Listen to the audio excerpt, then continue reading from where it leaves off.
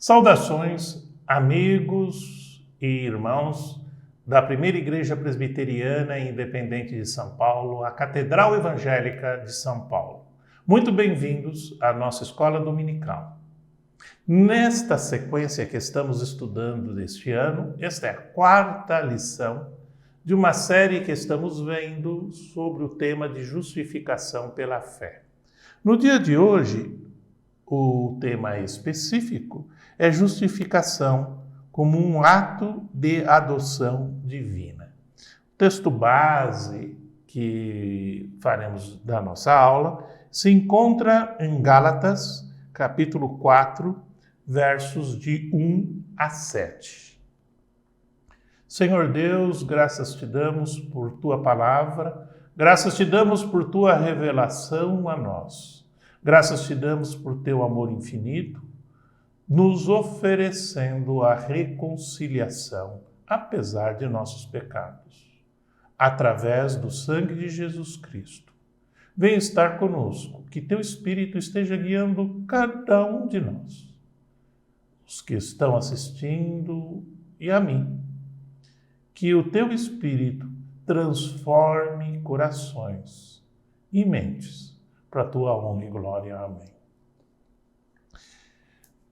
Quando nós estamos estudando neste mês uma série de estudos sobre a justificação pela fé. A justificação pela fé certamente é um dos temas principais do cristianismo, se não for o principal. E neste mês nós temos nos debruçado para estudar algumas das características, alguns dos pontos interessantes sobre este processo, sobre esta dádiva, sobre este dom, que é a justificação pelo próprio Deus dos nossos pecados, através da fé que nós temos nele. Esse processo foi bastante explicado nas nossas lições anteriores, sobretudo nas duas primeiras, e na aula de hoje nós estaremos estudando um aspecto específico disto, que é relacionado com a justificação pela fé como um ato de adoção divina. Fica uma coisa bastante interessante quando nós entendemos que o processo da justificação não se limita ao que nós vimos na aula passada, da remissão dos pecados. Simplesmente o perdão por os nossos pecados. Lembra a figura que nós usamos da nota promissória? Cada vez que nós nos afastamos de Deus, nós incorremos no que é chamado de pecado. Isso nos leva a uma consequência. Consequência esta que nós temos como se fosse uma nota promissória, que foi levada por Jesus Cristo. Jesus Cristo pagou este preço e, portanto, eu estou justificado diante de Deus. E apesar da minha natureza pecaminosa, eu consigo me reaproximar de Deus. Apesar de eu ter emitido e andado nas trevas, eu consigo me aproximar da luz sem ser desaparecido. Pois é, na justificação pela fé, ela vai um pouquinho mais além.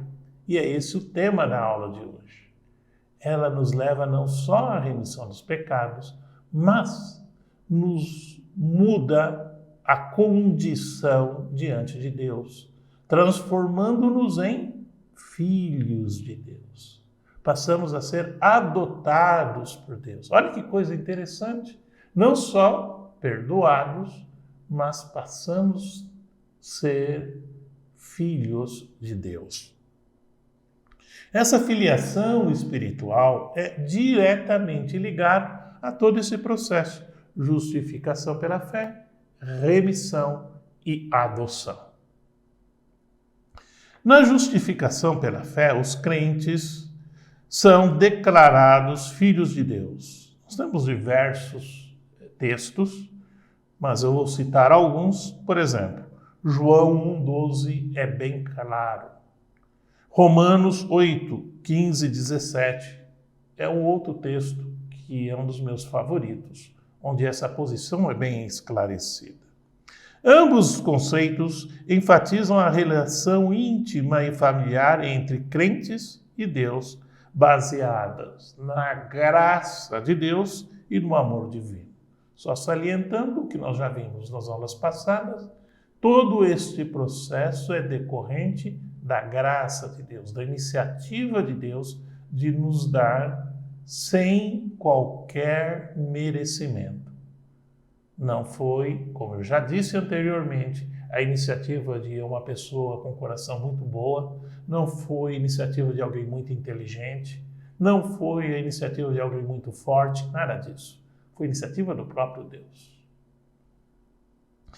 Com isso, nós temos a libertação da escravidão do pecado. Sim, nós nos tornamos escravos do pecado na medida que nós nos enterramos cada vez mais neste processo de afastamento com Deus. Nós conhecemos muito sobre isso e normalmente ligamos isso a vários aspectos da vida.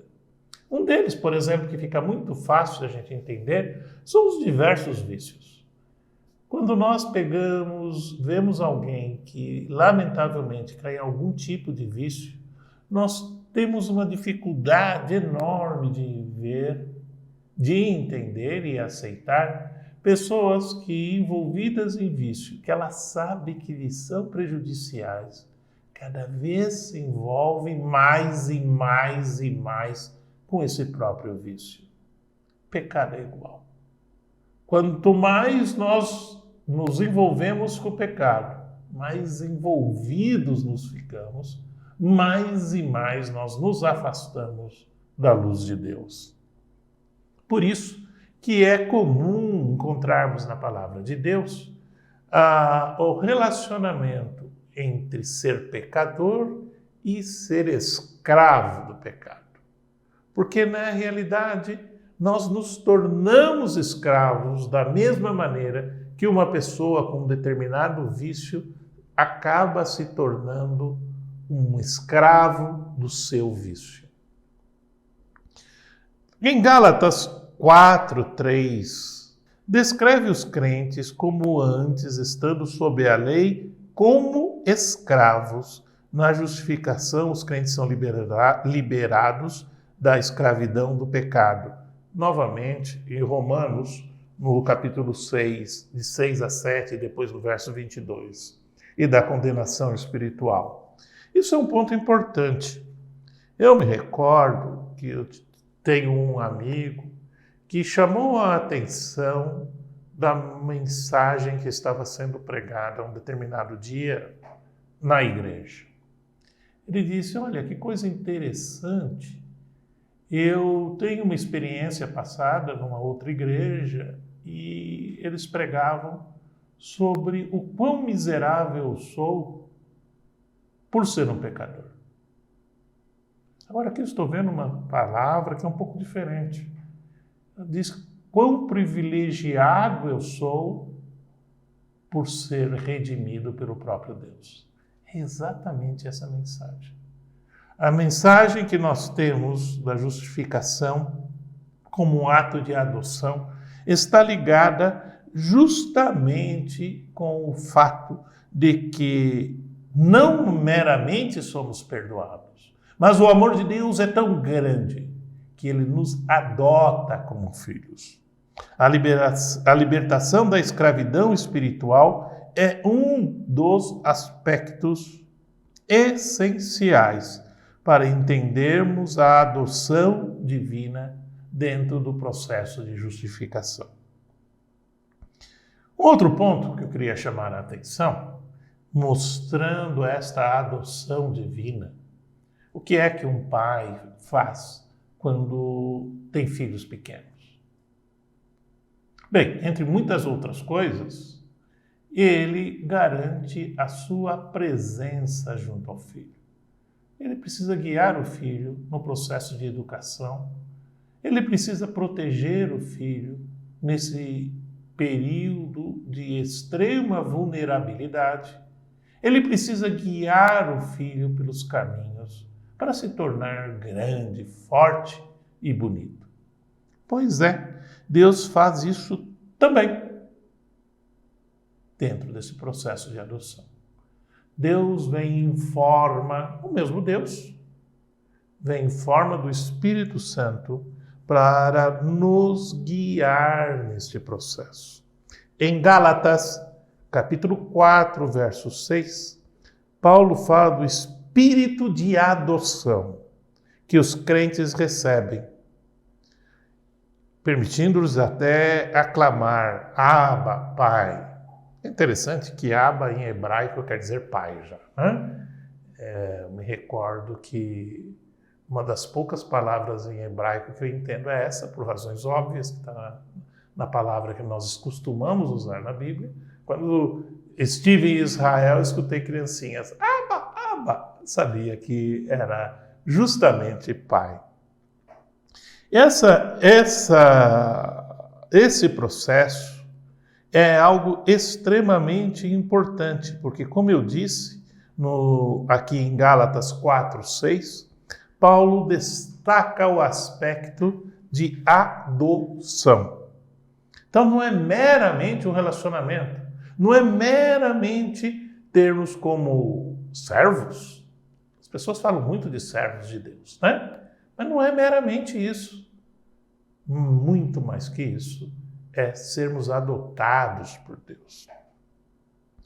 Na justificação, os crentes também recebem este Espírito que nós estamos falando e que está descrito, e como selo e garantia de sua filiação divina.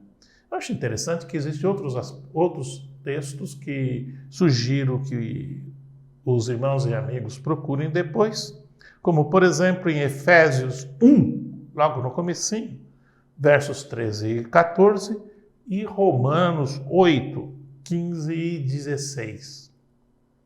Fortalecendo esta relação com Deus. A relação que Deus espera ter conosco não é uma mera relação entre um escravo, um servo, um empregado e o patrão. Não é isso. Ele espera ter um relacionamento muito além desse aspecto. Um relacionamento entre pai e filho. Aí que vem o processo de adoção. Uma coisa que eu acho muito interessante quando nós falamos de adoção é a óbvia comparação com o próprio Cristo. Ora, nós aprendemos que Jesus Cristo é o Filho de Deus. Daí todos sabem. Mas só que nós estamos vendo que o desejo de Deus é ter a você e a mim como filhos adotivos. Sabe o que isso significa? Significa, meus irmãos, que o propósito de Deus é desenvolvermos um relacionamento tal com Ele que você e eu somos co-herdeiros de Deus. Co-herdeiros com Jesus Cristo. É isso mesmo. Em Gálatas 4, 7, destaca que os crentes são herdeiros de Deus e co-herdeiros com Cristo. Esse é um texto fantástico, porque nos coloca numa situação no porvir tão próxima de Deus quanto a do seu próprio Filho Jesus Cristo. Passamos a ser co-herdeiros em Cristo. O que quer dizer? A partícula co quer dizer juntos. Então, juntos com Cristo.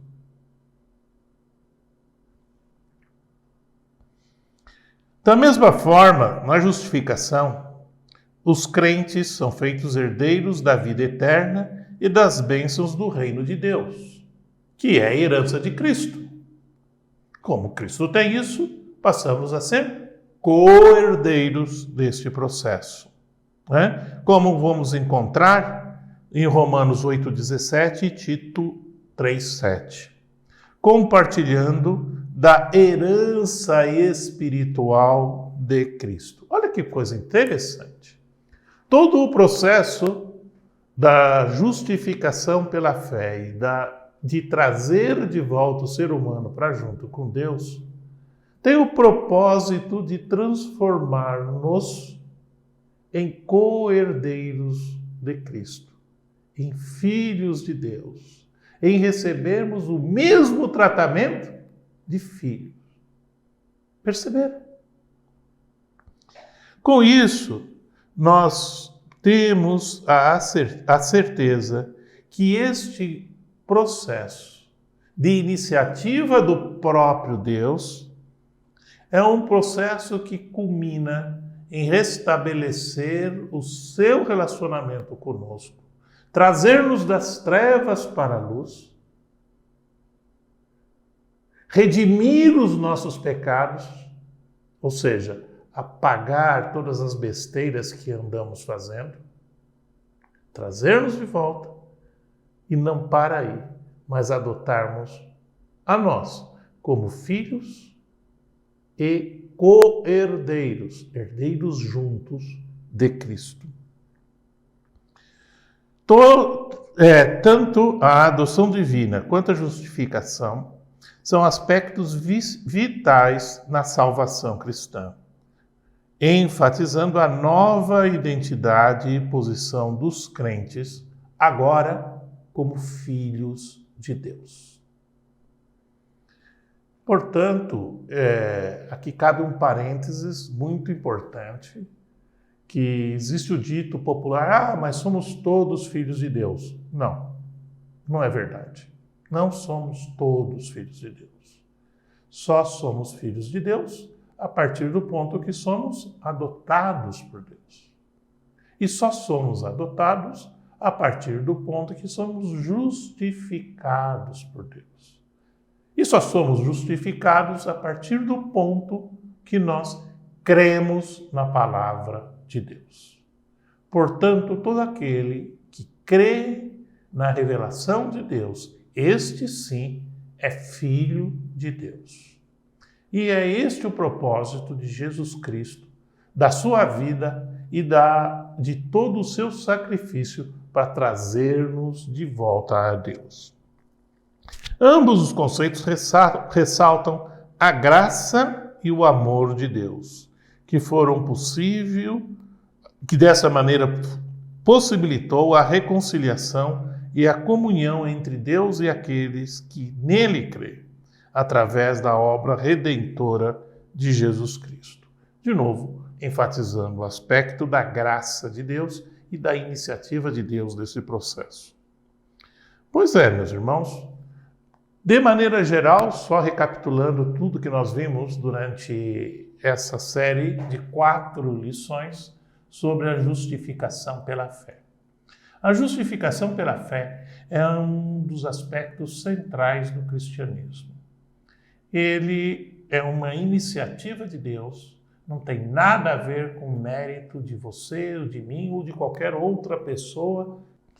E neste processo, nós temos justamente a justificação dos nossos pecados e a remissão, a sua remissão. Desta forma, nós temos os nossos pecados pagos por Deus, para garantir que este ser, sim, você e eu, que vivemos nas trevas, consigamos chegar próximo da luz, sem sermos aniquilados. Graças ao sacrifício de Deus, tirando o nosso pecado. Isso nos leva a algumas consequências, sendo que provavelmente uma das consequências mais interessantes e que nós exploramos um pouco nessa breve aula de hoje é justamente sermos adotados por Deus. Mais do que é simplesmente podermos chegar a Deus. Mas o amor de Deus é tão grande que nos toma e nos adota como filhos. Filhos, assim como Jesus Cristo, Filho de Deus. E, portanto, passamos a ser co-herdeiros em Cristo. Herdeiros juntos de Cristo, de toda a graça e de tudo aquilo que Deus tem reservado no porvir.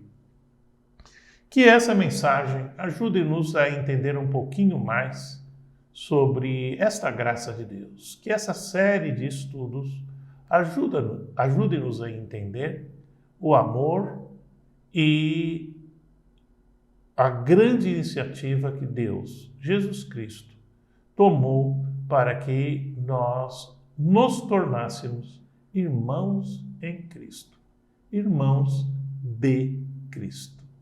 Que Deus nos abençoe.